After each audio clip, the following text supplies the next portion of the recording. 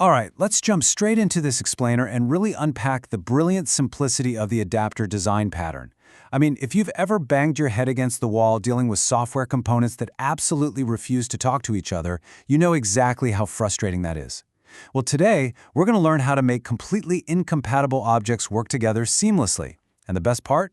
We're going to do it without rewriting your entire codebase. To really wrap our heads around this, let's look at the physical world for a second.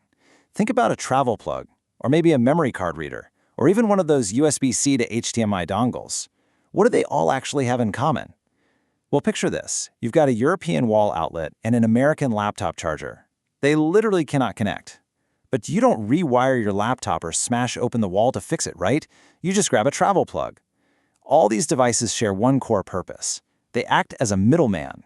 They seamlessly connect fundamentally incompatible interfaces by translating one physical shape into another.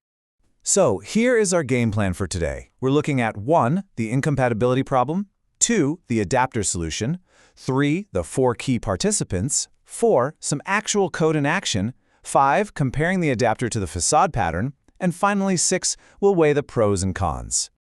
Starting with part 1, the incompatibility problem, or what happens when systems just don't match.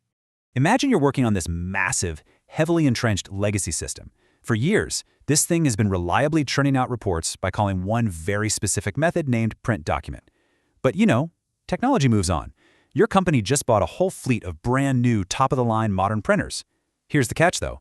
This shiny new printer doesn't have a print document method. It only knows a completely new method called print PDF.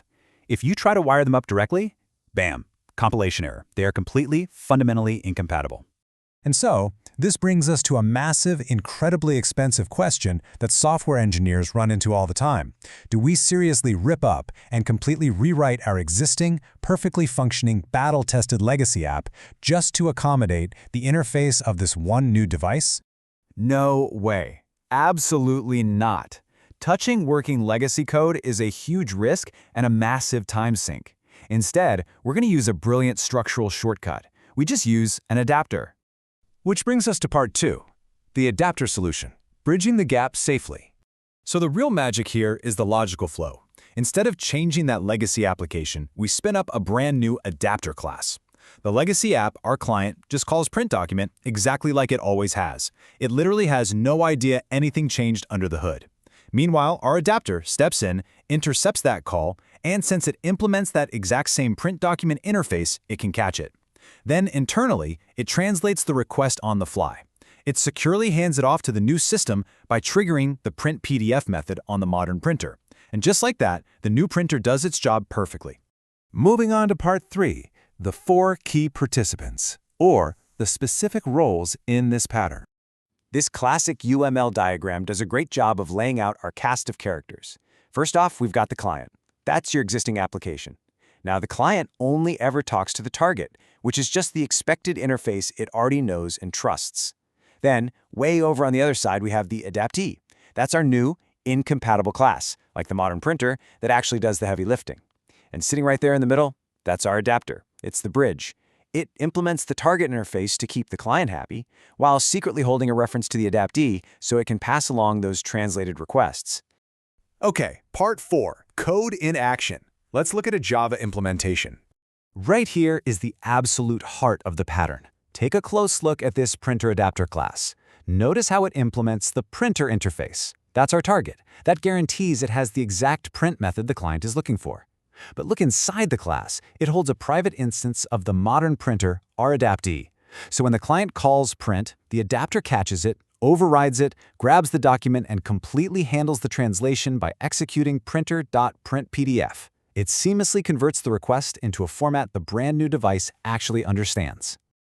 Now, what's genuinely fascinating here is looking at this from the client's perspective. Check out the main method. The client sets up a new printer adapter, hands it the new modern printer, and then the magic happens right there on the last line. The client simply calls printer.print, passing in the PDF report. That's it. It is completely 100% unaware that the real printer, with its totally different interface, is hiding safely behind that adapter. The interface remains untouched for the client, but the implementation, totally modernized and compatible.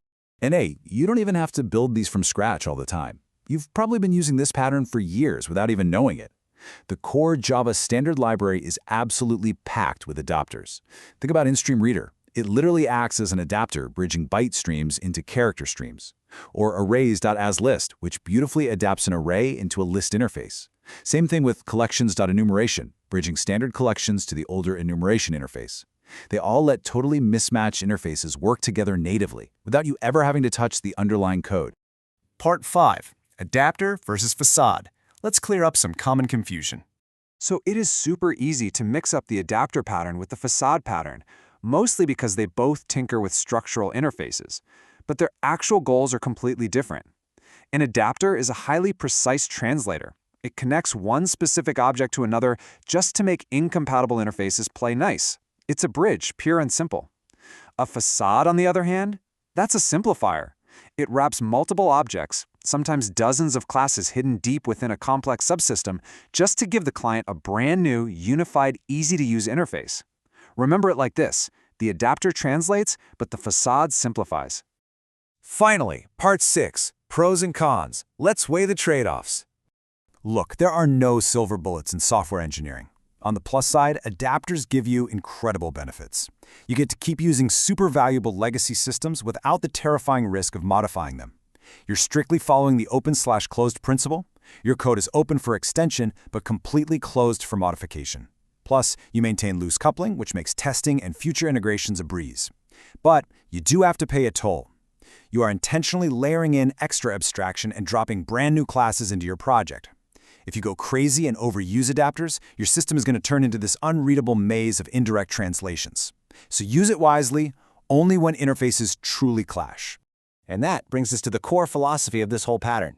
If you take away just one golden rule from this entire explainer to guide your future designs, let it be this: don't change existing code, adapt it.